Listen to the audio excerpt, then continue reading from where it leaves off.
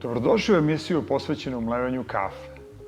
Ja sam Mihajlo Kovačević, a ono o čemu ćemo danas govoriti najvažniji je deo u procesu pripremanja kafe. U suštini, dobro samlevena kafa u velikoj meri garantuje da li ćete dobro pripremiti domaću, espresso ili filter kafu.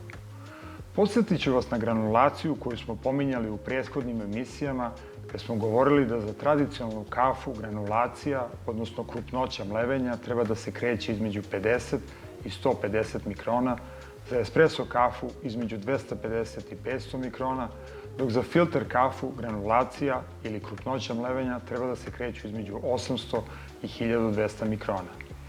Tu i leži naš problem, jer veoma mali broj mlinova ima elektronsku regulaciju granulacije, drugim rečima imaju elektronsko podešavanje rastojanja između noževa, pa se baristi vrlo često oslanjaju na osjećaj krupnoće kafe između prstiju, što nije uvek dobar parametar da li je kafa samlevena u skladu sa načinom njene pripreme. Izbor mlina često je važniji od izbora kafemata i druge opreme na kojoj se priprema kafa. Ja ću vam sada na jednostavan način objasniti kako možete da proverite da li je vaša kafa samlevena u skladu sa načinom njene pripreme. Ako u domaćoj kafi imate previše taloga, onda je presitna.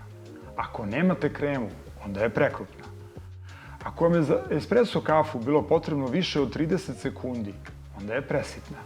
Ako ste espresso kafu pripremili za manje od 20 sekundi, onda je prekrupna.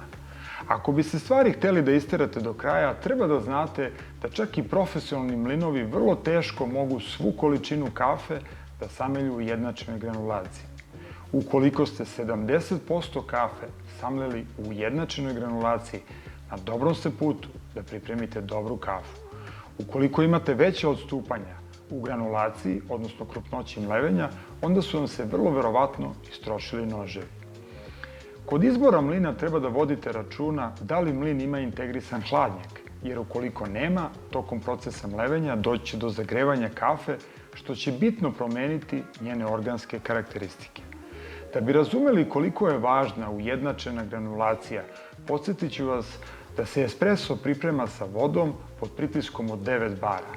To je vrlo jak pritisak koji će vodi dozvoliti usled neujednačene granulacije, odnosno krupnije ili sitnije mlevene kafe, da prođe prebrzo, odnosno presporo, što će se u vašoj šoljici manifestovati kao pregorka ili preslaba kafa.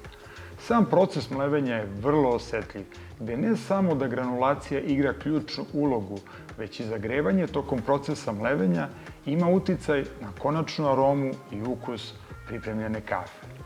Da li vi podešavate svoj mlin svakodnevno i sa kakvim se izazovima suočavate? Napišite nam, a mi ćemo vam odgovoriti kako možete da proverite da li je vaša kafa samlevena u skladu sa načinom njene pripreme.